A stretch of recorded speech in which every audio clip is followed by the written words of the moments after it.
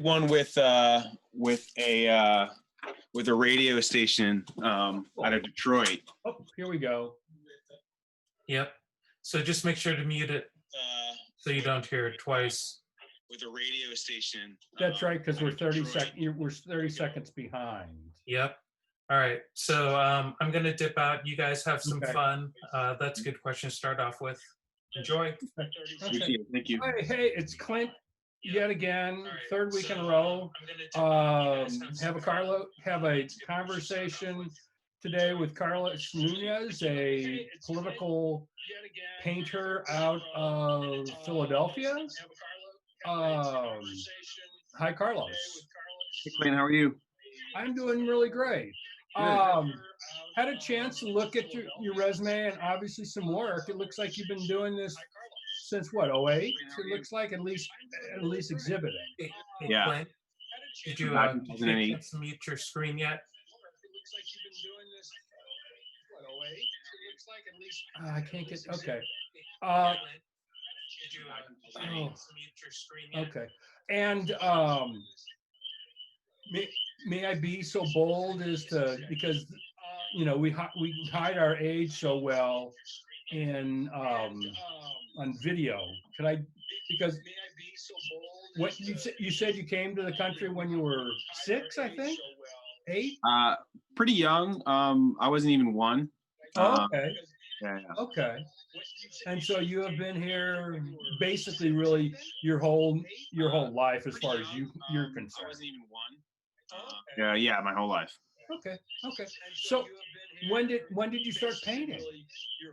Great question. I don't remember I remember as a child I would paint a lot. Elementary school. I was fascinated by my art teachers in elementary school. I would hang out with them after school, help them with like elementary school dances, right?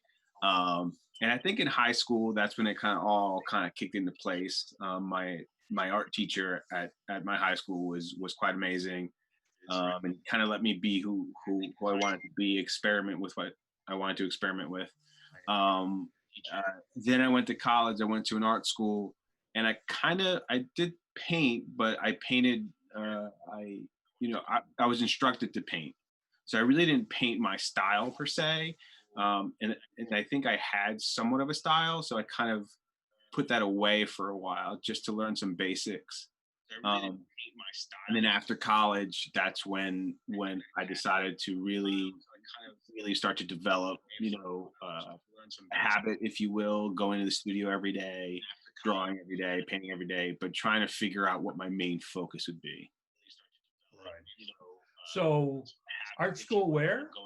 I went to the Maryland Institute College of Art in Baltimore. Okay. Yeah, no, I went a completely different route, but my background's always been in psychology. I went to the Maryland Institute College of Art. And so I came to this through photography. I did industrial arts in high school and never really got hooked into art until I kind of did it myself. Right on. Yeah. So you had a good teacher. It sounds like that's where it always starts. I think so. I think with most artists, you have either a teacher in formal education, public school, private school, or instructor not in a school environment. It can be a fellow artist, a fellow friend. I think life in general is a great teacher, right? So Exactly. even if you didn't go to a college or formal training, something in life, while I paint, I don't think about, I think about life in general, right? I think life is a pretty important lesson. And sometimes we need to be humble, take a step back and put our emotions or our thoughts on canvas or on paper. I think I strongly feel that, besides being our first language, right, was crying or cooing, but then our second one was definitely art.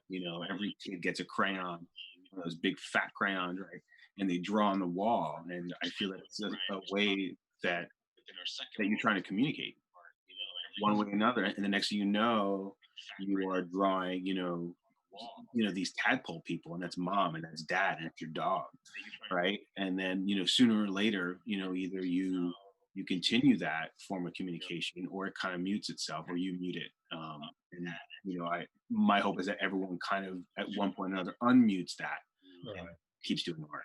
Form of communication, or it kind of mutes itself. So obviously, my hope is that everyone kind of at one point or another unmutes. Coming from Ecuador, you'd seen it seems like political, social stuff has always been an integral part of your work. Coming from Ecuador, you'd seen it seems like political, social stuff has always been an integral part of your work. Did you freeze there, Clint, or? No, you're good. Oh yeah, no, on one part I am. Okay.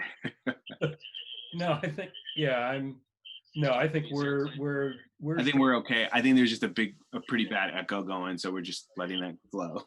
Yeah, I'm just trying. I think we're. Oh, wait a second. There. Wonderful. Finally. There we go. Good stuff. So yes, I was born in Ecuador, and it's always been about social justice in my studio. You know, early on in high school, I would always put text in my pieces. I think at a young age, I didn't know how to communicate my thoughts well. I just kind of painted, right? Painted what I felt, painted what I saw in my head.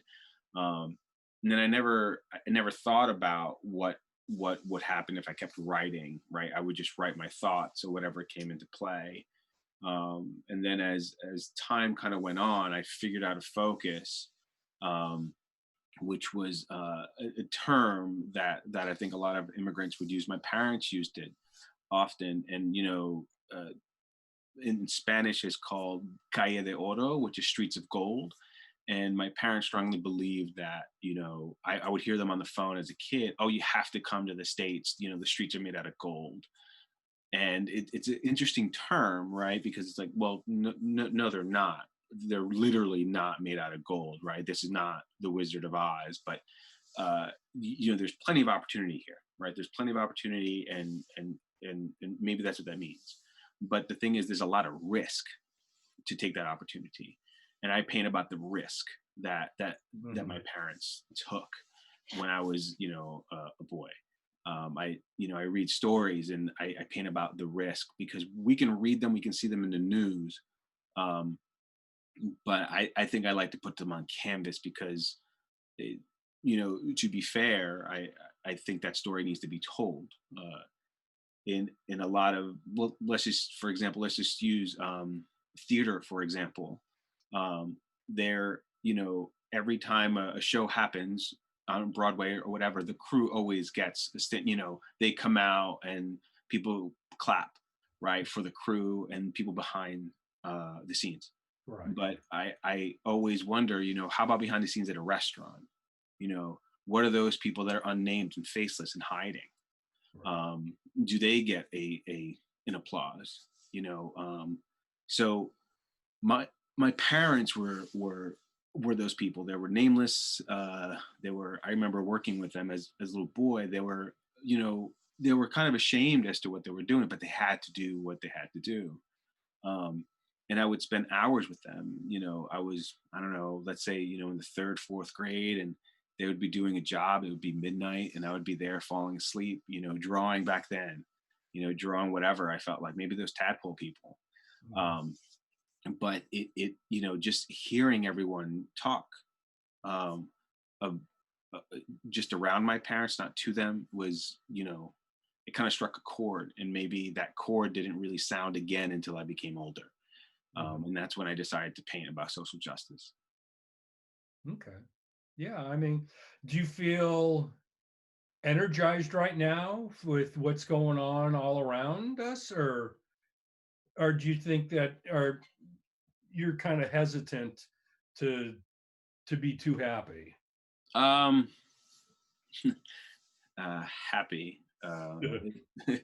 Well, I'm talking on the Black Lives Matter, not with the dumb shit in Washington's doing. Okay.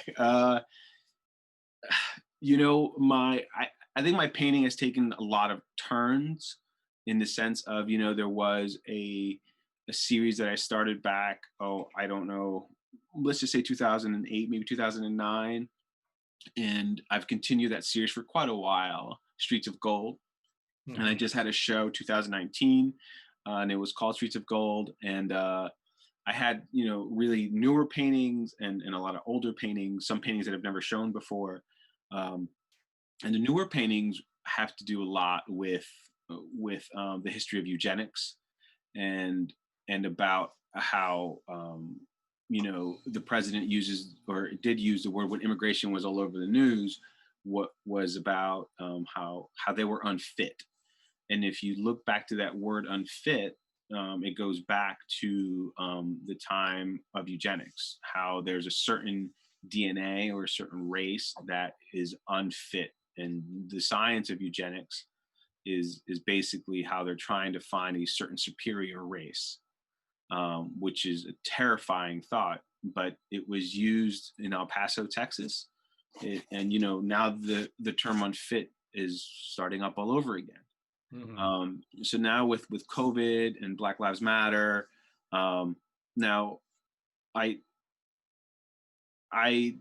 don't listen to the news often. I just literally snap on CNN real quick, look at the headline, see what he has to say, and kind of veer off.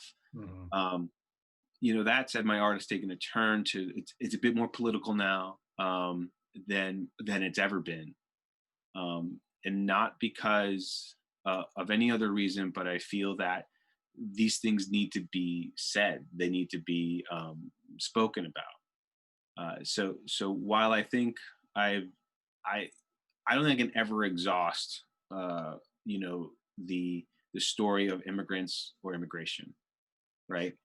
But I feel that Black Lives Matter and our current political stance is there's a bigger picture here, and it does trickle down. And I feel that my earlier work was about the bottom rung and that I can relate to a lot more, while recently I feel like everyone can relate to. So that's where I'm at now. Right. Well, I mean, it's now the eugenics thing sounds something somewhat personal. Did you have, because that's something what, I connected with, with Nazi Germany and the superior race and all that, but, it's not, it sounds like something that's been more personal connection or exposure.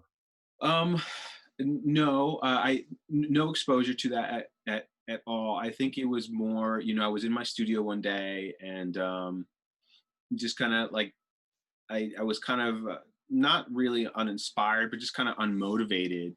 And, I was looking on a computer or something and I see the word unfit, right? And the word unfit just kept coming up. I was like, why is that word so like a buzzword all of a sudden? So then I started doing some research, and I don't know, it took me about 2 months, but I remember when the light really hit, the light bulb just went off and it exploded when I realized that, this isn't new. This is history is repeating itself. So I kind of, back in, I think it's 1918, I believe, in El Paso. Is it 1918? I believe. The U.S. would hire Mexicans to come to the border and do railroad tracks, but before they hopped over or came over, they had to be cleansed, and the way they were cleansed was with kerosene, as well as a chemical used during Nazi Germany as well. So it was kind of all of a sudden, all these light bulbs went out. Like just popped in my head, and then I decided to go to the library and I found the survey of eugenics for the state of California, and there were a lot of doctors that it just happened to be, I didn't pick that state, just happened to be California, and I read a lot of it. It was like 90 pages about who's unfit and who should be called unfit and where do they go, what do they do with them, and it kind of like hit home a little bit. And I started asking myself, I wonder, as a kid, did people see me as unfit, right?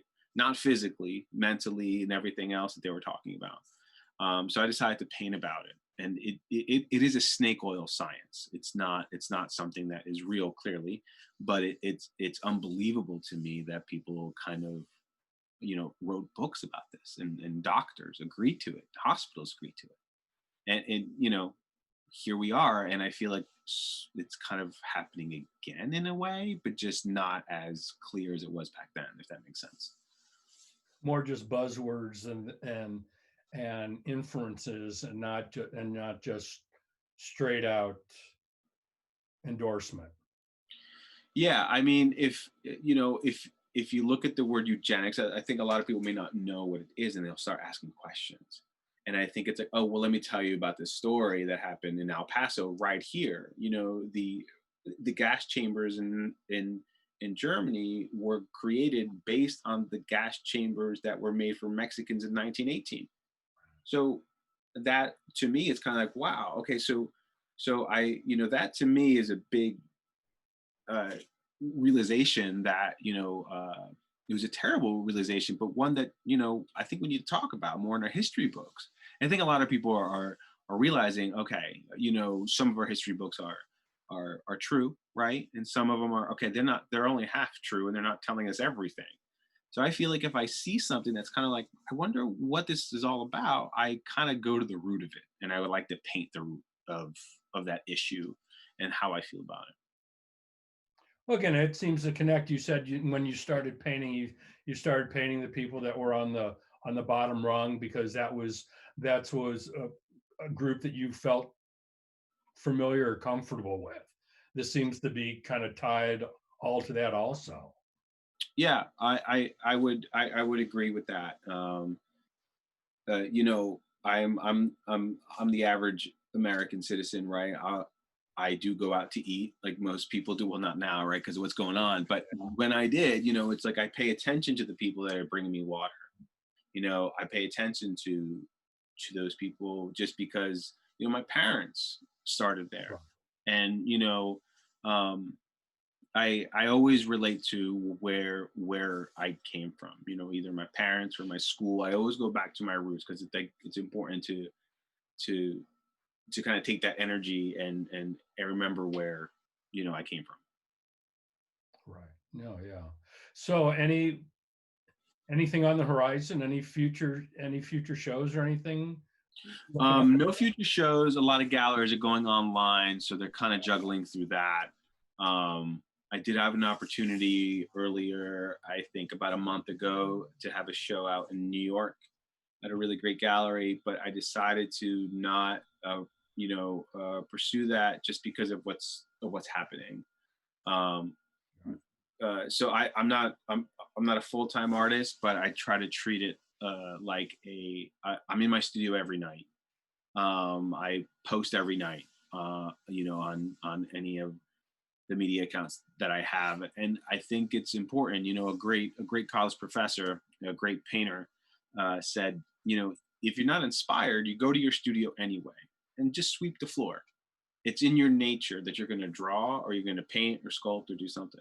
So I feel that, regardless if I'm exhausted from a day's work or exhausted from whatever, I'm still going to head down to the studio or even open my sketch pad just to get that art feeling out. I treat it as I don't treat it as a job. I think a job is something that you don't really like to do. I think, I love being in the studio. I love painting and drawing. So I think it's, that's really important. So I know there's a couple shows. I know a lot of shows are going online. So I'm going to have to juggle that to see, contracts and see what, yeah.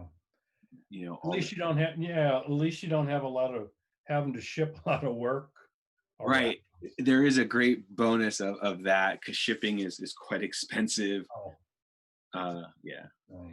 Yeah, I saw that looking at your resume that you were in a show that I applied to last year and didn't get in. What but show is it? The one up in DC. Okay.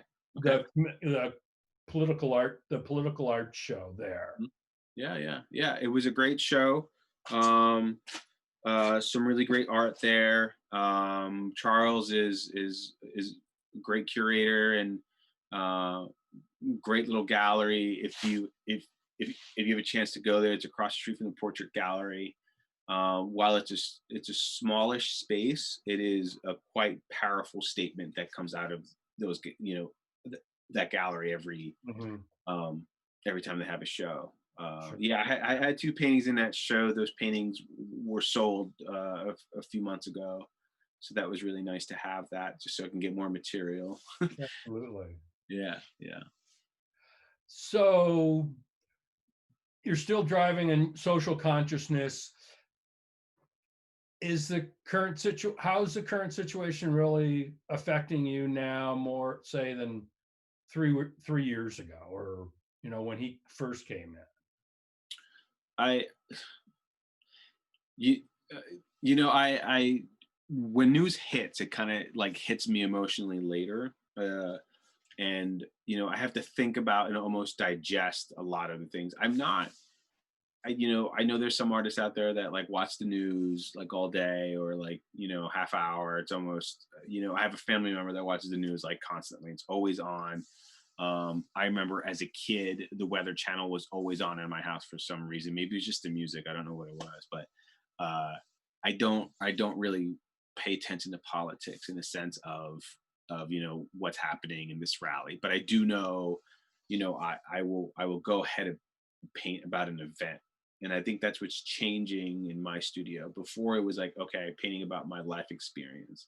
Now it's like, okay, I'm painting something about that's going to happen later today, or painting about something that happened. For example, I did a quick little drawing that's up on my Instagram account now, and it was about the rally in Tulsa, right? And the painting or the small little drawing is called "Making America Sick Again in Tulsa," right? So I think I'm taking another turn as it's okay to have that knee jerk reaction, and it's okay to put it on canvas. And the next day, if it's too much, if it's just too much of a knee jerk reaction, I kind of stop, take a step back, and kind of see what I have to do to work my layers in. I think the way it's changed is exactly that way. I think I think when he came on board, I really wasn't painting about politics. I mean, I was painting about immigration and social justice because that was part of his agenda there. But it's always been on been in my wheelhouse, right? I always paint about social justice, immigration, and then lately it's been about really this circus that's happening, and it's just pick one headline, just one. You're like, okay, I don't need any more information. I'll go with that. And I think that's the way it's changed. And I think as artists, you need to evolve to the times. But I also think that can mean like a new media, or it could be I normally paint with acrylic, so tomorrow or next week I'll paint with oil, or this week I'll try sculpture. I think it's important to try as much as you can, but also maybe change your subject. I'm not saying I am a political artist, but I'm not going to go paint flowers tomorrow, right? Right. But yeah, I think that's the way I've changed over the years of painting and showing, and all those exhibitions that I've had. Yeah, it seems like that a lot of people that were doing social commentary kind of art was just naturally drawn into the subject matter that's available and needs to be looked at from an intelligent perspective, maybe. Yeah, I think a lot has to do with I had a show a while ago. I forget now, but it was a pretty big. Maybe it was one of my first shows, to be honest. Like me, all right, I'm running out of room in my studio. What am I going to do with this stuff? I need to start showing. So being an artist is Clint, as being an artist, you also have to be kind of a business person a little bit. You kind of have to advertise for yourself, and you kind of advocate and all that. So here I am, not knowing, and the gallery is not too far from my house, and I walk there, and literally it was just me in like shorts and a t-shirt. It was a hot summer day, and outside the gallery were all these news vans, right? Like 4 or 5 news vans. And I didn't know what to do. So I just turned around and I went back home and I kind of dressed a bit more appropriately. And I'm glad I did, because I went there and there were people arguing in front of my painting. It was a big painting. I want to say 6 feet by 4 feet, maybe a little bit bigger than that. And they were just arguing. And I did something that a lot of artists may or may not do. I don't know if this is, unorthodox or whatever, but I interrupted them and I said, maybe I can answer some questions. And I became somewhat of an educator at that point, right? And we started talking a lot about it, and both of them kind of agreed that I had no idea.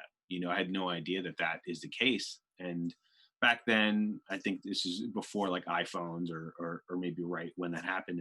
And they didn't really look it up, but they did look it up when they got home. And then I get an email, thank you so much for the information.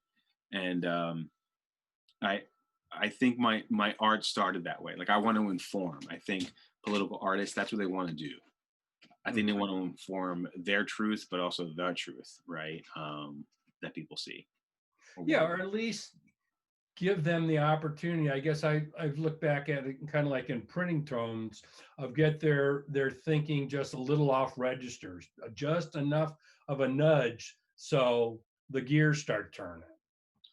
Yeah, absolutely. There was another show. There's a great place here in Philly called The Painted Bride. And the curator that was curating the show, she's curated a number of my paintings. She called me. She actually came to the studio and we had a little talk. And she's like, you know what? I want to challenge you. You're a great painter and you paint very large. I want you to start drawing. I want to see 10 drawings for the show instead.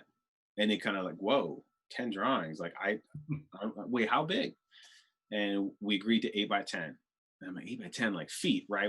We're not talking inches. And it ended up inches. And by the end of the weekend, it was tough. It was a Friday and I gave her 100 drawings. They had paint in them, of course. I can't let that go. Right. And 10 paintings ended up in the show, and they gave me a huge wall to paint, like draw this mural on, which is nice compromise. And during the show, again, I painted about private prisons. So I painted about that, and then a person asked me a legitimate question, like, okay, well, you have your opinion on paper, but what do you think we should do about it? I said, wow, that's an incredible question. But that's why I'm an artist, not a politician. I don't have that pull, but I can definitely pull from an artist's point of view. Now now you're more informed. He said, I had no idea this was going on. Yeah. And I said, well, then I did my job as an artist. I informed you, you liked the artwork. And, I think that kind of narrows down why we do what we do. No, couldn't agree more with you. Yeah.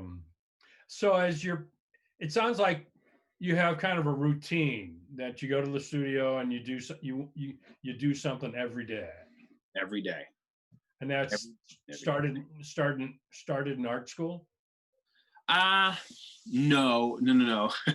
It didn't start in art school. I took a break for a while. So I'm an art teacher, so I do that during the day. And I definitely bring my experiences to the classroom. I tell them about, hey, listen, I'm exhibiting. What do you all think about this? And I show them my work. And I don't get political in that sense, but I say, what do you all think? What do you all feel like? And but further, even after an exhausting day teaching, I'm going to come down to the studio, like after this interview, I'm ready to go. Just because it's a habit, I think, that really started, say about 7-8 months ago. And I'm going to do a full, now, obviously, like I just completed a painting that's 3 feet by 3 feet. That's not going to take a night, but I will certainly, in order to fulfill my, I guess, my creativity, I'm going to draw something before I get into the studio. I post my sketches, or I post whatever, a small little 8x10 or 9x9. I think that one show I spoke about kind of helped me create smaller works. and then those smaller works become larger paintings. Before it's like, I'm going to do my sketch right on the canvas, or my pre-painting right on the canvas, and then get it done, and it could take me a couple days to a couple hours depending. But I think initially I paint, draw on a sheet of paper, and then I'll come down and work on a larger piece. And whatever technique I learned on paper, maybe it'll translate to canvas, or better yet, whatever I did on a smaller piece may end up on a larger canvas later on, which, if I'm feeling kind of like, wow, that little sketch I created just this afternoon is really great, then I'll start that, So at 3 o'clock every day, wherever I am, I'm going to stop and sketch. I have an hour, I have 3 pens. That's what I'm going to use, or whatever I have in front of me. And then, I come down to the studio around 9 o'clock at night or so. And then depending when, that energy burns out, or, I'll end it, and then that'll be that. What age group are you teach? I'm a high school teacher. Okay. So they have some pretty good formed, at least what they perceive as good formed opinions on a lot of stuff already. They do. And I don't look to, I don't have, I don't take the political side. Like, I don't talk about politics at all. I don't show them paintings that have politics in them.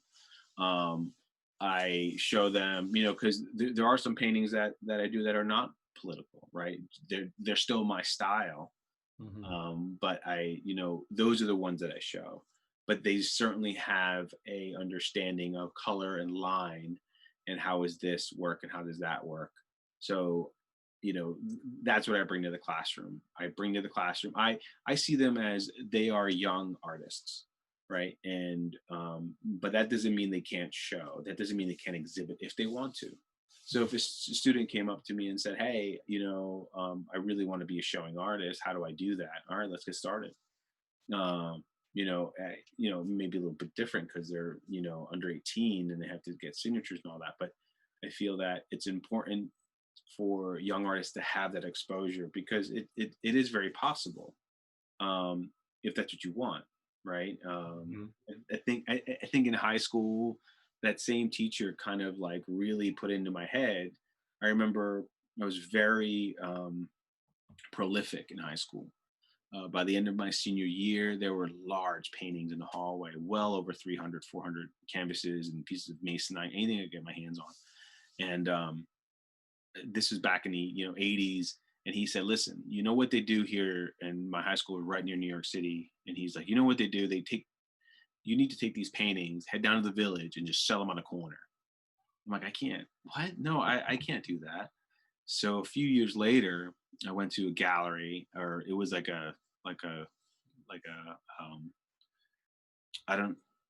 went there with my school. I think it was college at this point.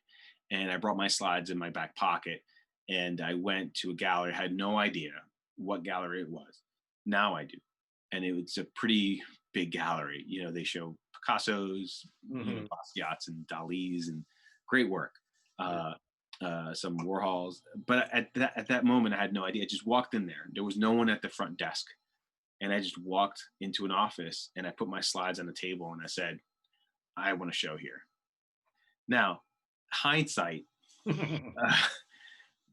always gets you, but I feel that, at times you need to be that person. At times you need to be, if you want something, you have to go get it. No one's going to give it to you. Absolutely. Now, of course, I didn't get the show. Now, as an adult, as a working artist, am I going to apply there again? Maybe. Why not? Why not? Yeah. If you don't, it gets down to, the business side. That's where the business side kind of comes in. Sure. That it's a numbers game. You gotta you gotta put so much out to get what little back we get. That's right. I would agree, and I think I've gotten more rejections than acceptances. Oh, absolutely. But that's just part of it, and I feel that, exhibiting and selling new work is a bonus to what I do. It is not, I don't expect it. It is quite surprising when it happens, right? But my day is fulfilled after a good night in the studio or a good Hmm. piece I've created. Yeah. But not if I got into a show or anything like that. That's not the overall goal yet. Yeah. No, I completely. Yeah, it's a conversation. I think that, I mean, I've done a couple, in shows, because my artwork kind of, usually I do some really big installations, and usually kind of, it really opens up a lot of doors. I kind of like standing on like a fly on the wall and just watching people interact with the work without knowing who I was. Yeah, I saw one of your pieces. The piece that you did with the hammers. Yes. That was really interesting. Do you want to talk about that a little bit? Yeah. I mean, it was my first response to Trump. Interesting. It was because I had just I when Trump got in, it probably took me 6 months to really kind of start wrapping my head around it. Yeah. And luckily, I had some old stuff that was a couple commissions and things like that I was able to just kind of slide on Right. for a while. And then at the same time, I discovered laser engraving. Okay. And that was the first series that I did with that, because I've used found objects for forever and ever and ever. But the Sure. laser was just that, it just was like it was a light bulb. It was Right. like, I'm doing something more permanent than just gluing things together that I think tell a certain story. Right. Kind of kind of inputting myself more onto the piece, or being a little more loud with my own sentiment.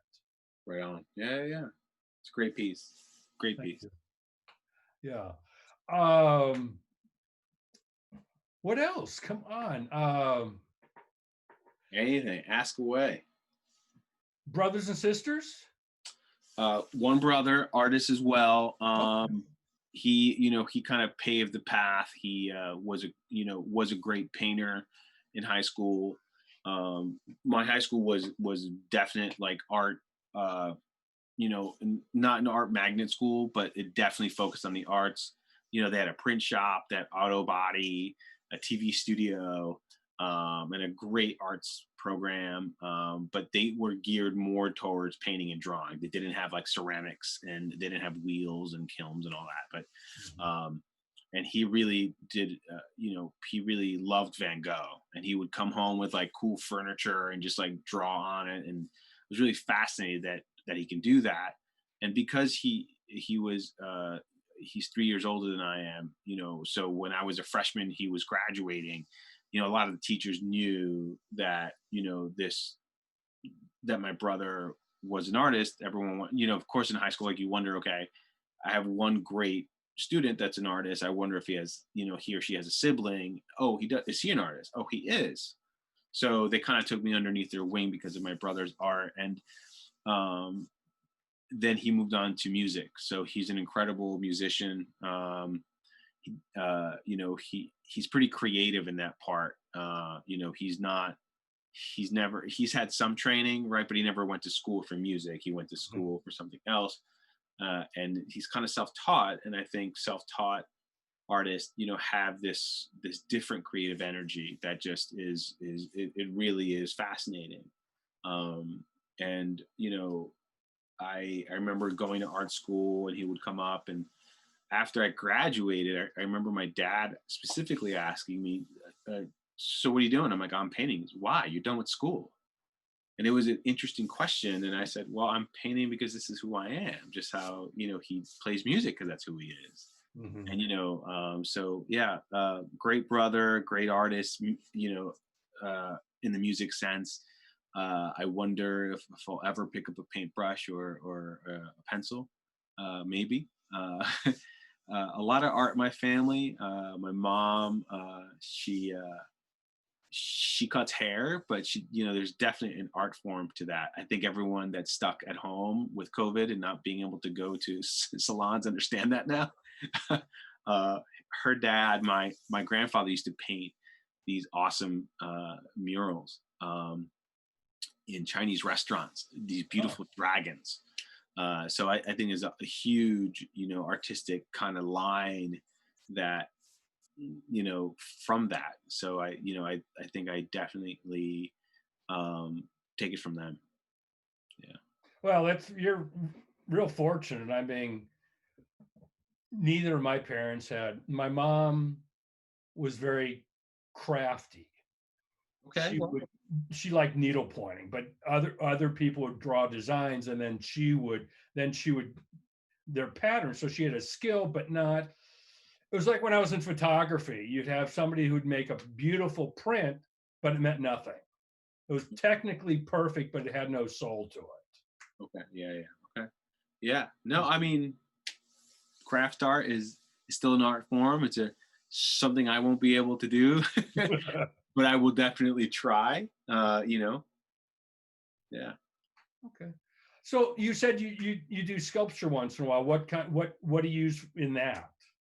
When I so at college, they I had this great teacher. I forget her name right now, but your only homework was to draw on your sketch pad once a day. No, yeah, once a day. So you had 5 drawings that were due on Friday. If you did all of them, then you got a great grade. But you had to fill the page. Now, don't do 5 pages and a stick figure on every single page. It had to be filled, no white showing, both sides. It was it was great homework, right? And it was great practice. I remember her telling us a story. She uses a lot of chicken wire, and she uses a lot of like modeling paste and just anything she can find. And she created this beautiful figure of a woman and kind of looking upwards. It was a nude model, and it was just gorgeous. It was life size, absolutely gorgeous. And she had no idea what to do with him. So she lived in a farm, and she just got really angry. And she said that, because she lives in the farm, she picked up a shotgun and she just blew it into pieces. And then she left. But then the next day she came back and, not blew it up in pieces, but, I guess it just blew a hole in the middle of the body itself. So instead of just throwing it out because she's been frustrated, she just filled it with gems, right? And so the sculpture back then was more experimental, more than anything else. I think if I dove into that edge again, I think I would need a lot more space, just because I think the sculpture has a lot of tools and a lot more hands-on than I'm used to. But I have no problem doing it again. Like I think art is experimentation, right? And we're always experimenting and exploring. So I think if a person said, "Hey, you're an artist. You want to draw me a Spider-Man figure?" And it's kind of like, I don't know how to draw Spider-Man, but I'll figure it out. Right. So I haven't really dove into sculpture yet. It's in college I certainly did because you kind of had to, but not recently in my professional path here. Okay. What's the story about the painting behind you? There's a couple of them here. Okay. But the painting, this big painting here with the Yeah. orange face here, Yeah. just done 2 days ago, maybe. So the painting is 3 feet by 3 feet. It's called War on Peace. So we have this figure that looks like Trump, right? And then we have these tanks moving from left to right to these figures that have no expression. Their mouths are closed, golden eyes filled with hope, right? But there's this figure in the middle, kind of with the hands raising up, right? Kind of really angry. So it is literally a war on peaceful people, as what's happening with Black Lives Matter. Then we have figures wearing top hats. I have a lot of symbols in my pieces, and the top hats refer to power. So not too long ago, the higher the hat, the more in power you are. So I normally realized a few days ago that I normally don't give him a hat. I don't think he deserves one. That's what the painting's all about. He has his red power tie alongside his a sheriff badge, or an imaginary one. So that's what the painting is all about, using all these tanks and all these, war machines in order to take care of peaceful people. Right. Yeah. And also, I guess, goes back to probably stories that you were told about issues in in Ecuador during any of the issues there. I mean, I would assume that in the restaurants or whatever, you're back in the back, that different people would talk about home and try to make that connection between each other. Well, I think this painting has to do more with our political time and Black Yeah. Lives Matter, which just goes back to the root of the problem, right? It's one person, right? Kind of, having these. I mean, there's no other way to put it, but these racist ideas. I think I did another drawing. I forget right now. It's on Instagram somewhere, and it's attitude reflects leadership, right? So the U.S. attitude, not everyone, right? The U.S. some attitudes reflect his leadership or lack thereof. How he's leading, how he's telling people to, if you loot, we'll shoot, or anything along those lines that he mentioned. People are going to take that with them and say, well, if our leader is acting this way, so I can act this way too. And that to me is kind of an interesting, I think everyone's a leader, right? You are the leader of your household, you are a leader of your studio, you are a leader of someone. And if you don't, I think if you are too judgmental, then you're not a great leader, right? You're just being a judge, right? And you're just judging people left and right. And I think leaders have to lead, and he's not. I think he thinks he's leading, but he's leading certain people, and not all people. Yeah. Very angry few, and hopefully it's getting fewer and fewer day by day. Yeah. Yeah. I think that's a lot of people's hope. And we'll see what occurs, right? I want to know where my mindset is when like, if, for example, if I decide not to tune into the news for 5 days, and what my art does then.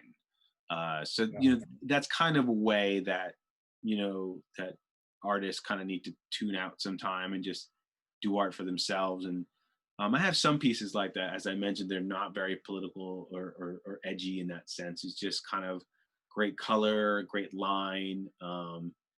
My recent work doesn't have any words, which is the one thing. So for years, I always paint words on my paintings and my drawings. And I decided, okay, wait a second, why am I using words? And the reality is because I want to kind of educate the viewer as to what I'm thinking. But then I decided, you know what, for the next couple of paintings and drawings, maybe for the next couple, 3 months, I'm never going to use a word. Or I think I said symbols are good, but that's it. And that was difficult for me. So instead, I like to use all sides of my canvases. So I like to paint the edges, and I paint actually symbols and signs and whatever I really want to say. And sometimes the title of my piece is right on the edge. Okay. Just so, like, I like to use every piece I can get. Now, where do you think that comes from? Comes from your parents and not having a lot growing up, or is it? I mean, or am I digging too deep now? No. Actually, it's a really great, funny story. I had a show at the Delaware Art Museum, and I think I had 2 or 3 pieces there, and there was like a news team there, and they were just speaking to artists or whatever. So my parents were there, a few of my friends were there, a few collectors, and it was great to have them there. And I'm being interviewed about this one piece, and they're just asking me questions. I don't know if it was live or not. I don't believe so. Well, I'm pretty sure it wasn't, because the next part was, so I'm being interviewed, somewhat of a professional, formal thing, right? And Mhm. my mom, very typical, right, is behind me, and she's looking at my painting, and she's looking at it pretty closely, and she's looking at the edges and specifics, right? Because I like to paint paintings that are deep, not, so like 3, 5 inches deep, so I have that edge. Um, Mhm. and she comes right up to me as I'm being interviewed. She looks at me, looks at the microphone, and goes, "You forgot to paint the edges." And I was so embarrassed, but at the same time, I was like, "Oh man, she's got a point," you know. So I always paint my edges just because it's a, that memory always sticks into my head, and I feel that every surface should have art on it.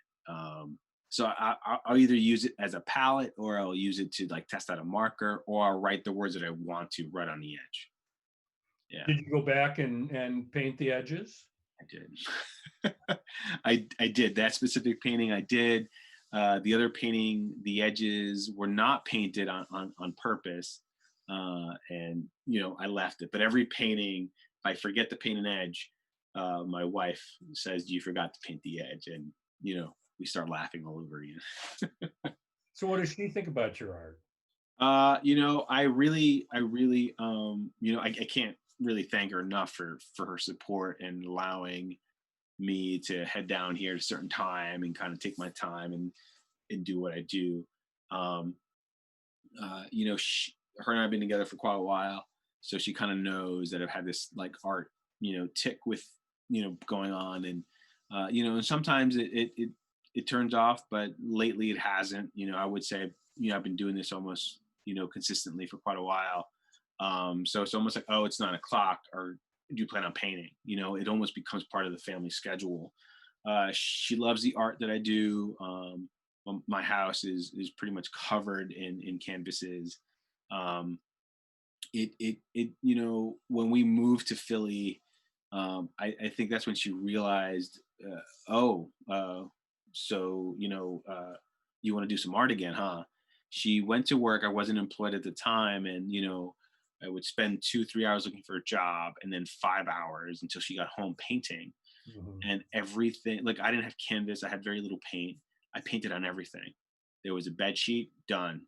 Like, and now we don't have a bed sheet. So the next day we got some canvases. Um, so I think she does like the work that I do. She will straight up tell me, this is not good. Or it could be a big canvas, and she'll say, you need to cover that, or and sometimes we agree to disagree, but most of the time it's you still need to work on that some more, because she's also an artist. Okay. She went to school at same school, we met there, and she was a painter, great painter. She gave me a lot of her canvases after school was over, and there's quite a few that I refuse to paint over. um, so then she moved over to photography, which is what she does now. She's a museum photographer. Um, so she'll come down, and she'll tell me what's up, what she really feels, and you know I think because I produce so much, and because I'm in the studio every night. I think she does her best to kind of slow me down, in the sense that, okay, so a few days ago I went out and I bought like 10 canvases. And I think the smallest is like a foot by a foot, right? And I bought a huge roll of canvas, I think like 8 feet by 8 feet, like pretty large. I think I can probably fill that 8 foot within a day or two. Just with my ideas or where I go. Um, I keep a sketch pad everywhere I go. I keep all my sketch pads. I used to actually take my sketch pads and give them away, to strangers, just give them away. And then I stopped doing that because I realized that a lot of my sketches, I can use those sketches for my ideas for paintings. Mhm. So, every day I do a drawing, like I said, and every day that drawing can become a painting. So I kind of keep them, and I'm pretty sure that I could take one drawing and then for sure make it a very large painting. So I think she kind of will come down and say, okay, you've been real busy, work on that one, work on this one, work on that one. So she is, she's a great soundboard, for the pieces that are coming out of my studio. Sure. I mean, she's photographing all the best work day in and day out. So I mean, she definitely has a view. She certainly does, and she sees my work. She has seen my work progress. From the time where there wasn't a lot of focus. Like I said, in college, I really didn't paint my own style. In fact, in college, I remember we had homosote on our dorm wall so we could paint on top of it. And I remember right next to my bed, I did this pretty large drawing, but I covered it like with white paper so no one can see it. I wasn't embarrassed. I was just afraid of being judged all over again. And you're at art school, so you're going to be judged. I understand that. But being a freshman, being away from home for the first time, was definitely difficult for a lot of different reasons. But now now putting your emotions on canvas, having a person judge your emotions is a definite roller coaster that I had to get used to. And in college, I kind of turned up. I had a really bad critique sophomore year. It was terrible. It was real bad. And the teacher I was experimenting with wood and I was trying to get that sculpture part into my paintings. And it was just, I like to say she wasn't constructive, she was destructive. Right. And you can do that to an artist all you want. And I think as a young artist, especially in college, when you're destructive, you can really flatten someone's hopes real fast. So I said, you know what? I don't think this, I don't think where I am right now deserves what I want to say.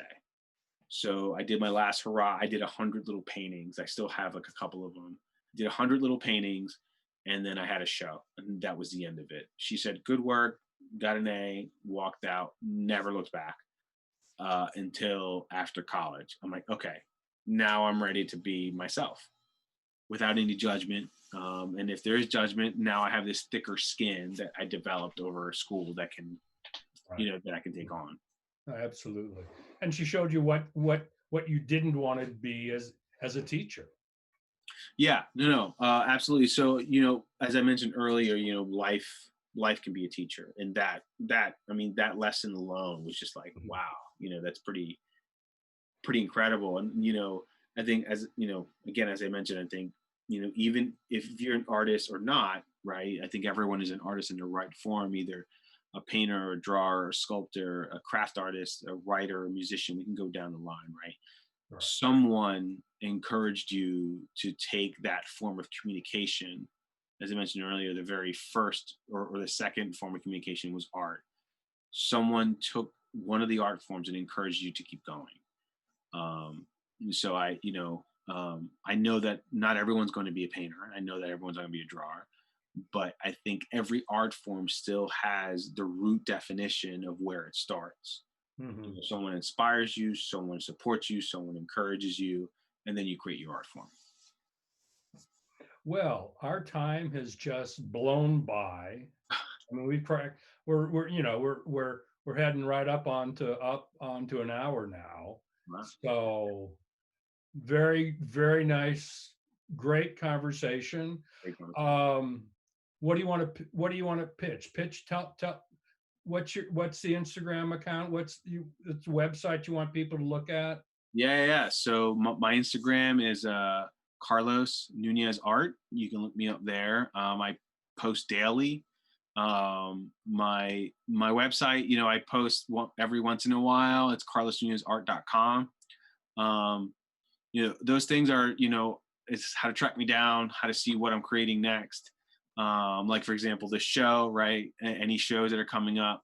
And that's how people can reach me. And, or if not that, I've had some people reach out to me so we can collaborate, which is welcomed by all means. Okay. Well, great. Hope you look at Artists of the Resistance. I would love to have some of your work on there. Right on. It was designed pretty simply. So if you have any questions, you can email me or Katie, and either of us can help you.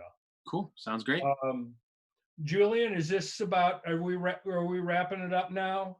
Yeah, that sounds good. Give me a second, and I'll stop the stream. just say goodbye. All right. Thank you so much, everyone. I really appreciate it, Carlos. Thank you. And I want to, see some of your work out on the West Coast sometime. Oh, I would love that a lot. I really would love my work out west. So I'll look into it. Sounds great. Thank you. All right, sure.